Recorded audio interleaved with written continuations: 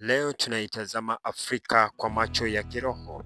Afrika ambayo mara nyingi imechorwa vibaya na dunia, lakini kwa sauti ya manabii, hususan Prophet TB Joshua, Afrika inaonekana kama bara lenye hatima, lenye nuru na lenye nguvu ya kipekee. Kwa miaka mingi, TB Joshua alizungumzwa sana kama prophet of the nation, na mara nyingi alisimama na kusema Afrika itainuka, vijana wa Afrika watashika dunia. Lakini alimaanisha nini, na ni ujumbe gani alioacha kwa bara hili? Leo twafungua utabiri huo kwa upole, kwa hekima na kwa kina zaidi. TB Joshua mara zote aliangalia bara hili kupitia macho ya vijana.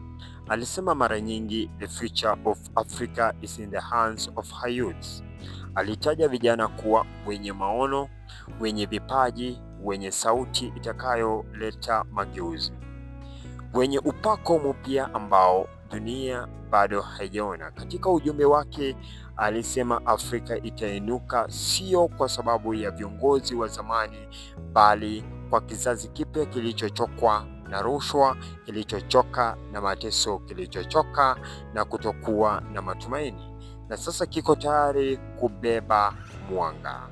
Katika safari zake na maombi yake, TB Joshua mara nyingi alizungumza kuhusu Sudan, Kenya, Tanzania, Zambia na Afrika Kusini. Alisema hizi ni sehemu ambazo kutaibuka waombezi wengi, kutatokea viongozi wa kiroho, kutaibuka sauti za haki, kutatokea ishara na kuungana kwa makanisa na jamii. Alisema pia Afrika Kusini itaendelea kuwa lango muhimu la kiuchumi na Afrika Mashariki kuwa lango la kiroho. TB Joshua alikuwa kutoka West Africa na mara nyingi alieleza kwamba Afrika West itakuwa kitovu cha Injili. Kutatokea wito mkubwa wa injilisti. Mataifa kama Ghana, Nigeria na Togo yatazidi kuzaa watumishi wengi. Lakini pia aliwaonya kuhusu changamoto: uongozi dhaifu, vurugu za kisiasa, wivu wa kiroho, njaa ya pesa.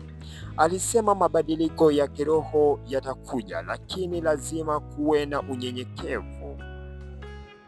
Katika mafundisho yake, TB Joshua hakusema Afrika itainuka bila maumivu.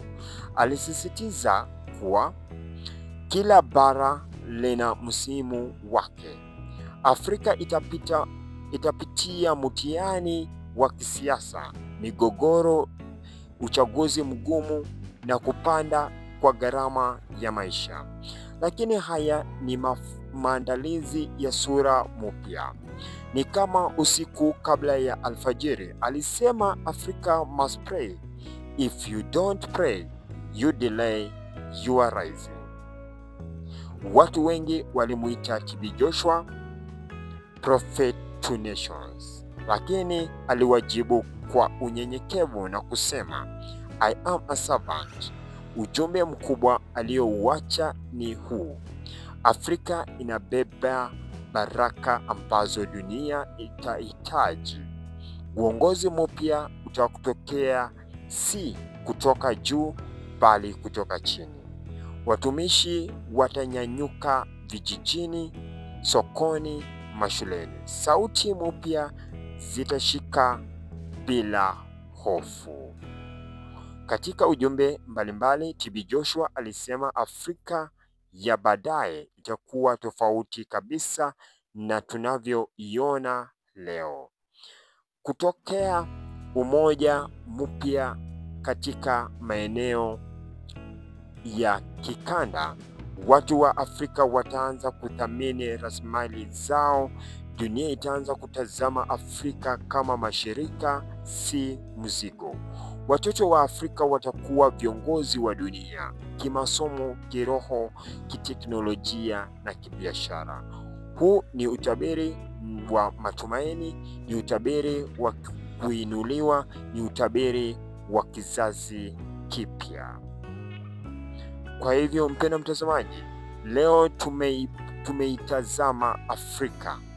Tunajiuliza, je, haya tunayoyaona leo yanafanana na maneno ya TB Joshua?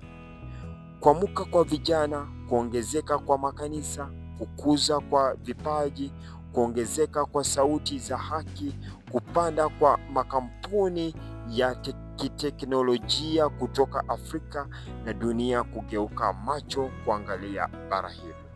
Labda kwa namna yake hatima ya Afrika imeanza kujisukuma mbele kama alivyoona. Lakini TB Joshua alimalizia kwa maneno haya: pray, love, build, God is with Africa.